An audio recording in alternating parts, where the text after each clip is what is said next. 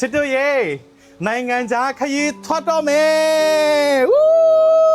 အမလေးဒီတစ်ခေါက်ကတော့ဒီမှာ luggage မှာလေအင်ဂျီတဲ့အရင်မထည့်တော့ဘူးဘာလို့လဲဆိုတော့ခရီးကိုပေါ့ပေါ့ပါနေပဲသွားမှာဖြစ်ပါတယ်ဆိုတော့ဒါကကျတော့ချုပ်ဖို့အဲ့ရဲ့ဒါကကျတော့ luggage တစ်လုံးငယ်ဒါပါပဲကဲဒီတစ်ခေါက်ကဘယ်နိုင်ငံဖြစ်မှာလဲဆိုရင်တော့ comment ထဲမှာရေးပေးပါအောင်မှန်တဲ့သူတယောက်ကိုစုချမှာဖြစ်ပါတယ်ဆိုတော့ဘယ်နိုင်ငံဖြစ်မှာလဲဆို comment ထဲမှာရေးပေးအောင်နော်ဒီတစ်ခေါက်သွားမဲ့ခရီးရကြတော့ခါတိုင်းသွားနေကြပုံစံမဟုတ်ပဲနဲ့အရန်ကိုရင်ခုန်စိတ်လှုပ်ရှားစေတဲ့ခရီးပဲဖြစ်ပါတယ်ဆိုတော့ဆန်းကစုပေါင်းသွားခဲ့တဲ့ခရီးရကြတော့နိုင်ငံနဲ့ပေါ့နော်စုပေါင်းနိုင်ငံက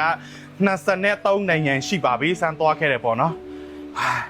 တော်တော်လေးများနေပြီနော်23နိုင်ငံဆိုတော့ဘဝမှာတော်တော်လေးမတရားဖြစ်ခဲ့ပါတယ်ဒါကကြတော့ဆန်းရဲ့ဘဝမှာကြတော့ဒါကတော့အမတရားအရန်ဖြစ်ခဲ့တဲ့နေရာလေးရောက်ခဲ့တဲ့အကြောင်းလေးပေါ့နော်ဒီအာသိတ်ဆိုင်ကယ်ပေါ့နော်အာသိတ်ဆက်ဝိုင်းကိုရောက်ရှိထားတဲ့အကြောင်းကို certificate ယူထားပါတယ်ဆိုတော့ဒါကကျတော့ဆိုင်ဘဝအတွက်ကိုအရန်ပျော်ရွှင်ရတဲ့နေ့ပေါ့နော်ဒီနေရာလေးရောက်သွားတဲ့အမှတ်တရလေးအတွက်ပေါ့နော်ဒါကို certificate လေးကိုအိမ်မှာချိတ်ထားမှာဖြစ်ပါတယ်ဒါကတော့ဒီခရီးသွားတယ်ဆိုတာဒါကိုဘဝအတွက်ကိုဒါအလုံးဝမပြောက်သွားတဲ့မှတ်တရလေးတစ်ခုပဲဖြစ်ပါတယ်ဆိုတော့ဒီတစ်ခေါက်ကကြတော့ဘယ်နိုင်ငံဖြစ်မှာလဲဆိုရင်တော့ comment ထဲမှာရေးပေးပါအောင်ဖန်ဖန်နဲ့အားလုံးပဲမျှော်နေကြတယ်ဆိုင်းရေးဘယ်တော့ခရီးထွက်မှာလဲဘယ်တော့ခရီးထွက်မှာလဲဆိုရင်တော့ဒီနေ့ကတော့ခရီးထွက်မဲ့ရက်ကိုရောက်ပါပြီဘိုင်ဘိုင်စောင့်မျှော်ပေးကြပါအောင်